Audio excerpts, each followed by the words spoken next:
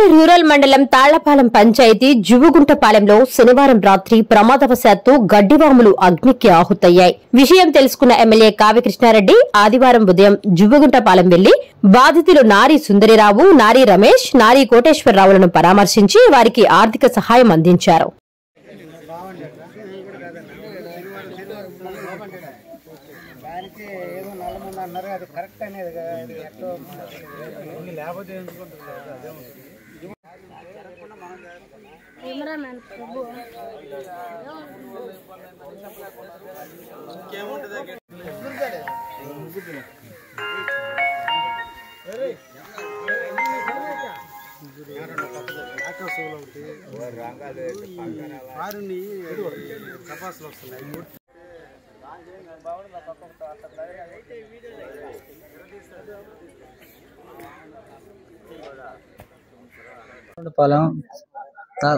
కావలి మండలం నెల్లూరు జిల్లా గిడ్డవాళ్ళు 3 గిడ్డవాళ్ళు తగలబడిపోయి fire engine వాళ్ళు వచ్చి కూడా నిన్న నుంచి ఆపుతుంటే పొద్దున కల్లా ఆపాం 11 గంటలకి.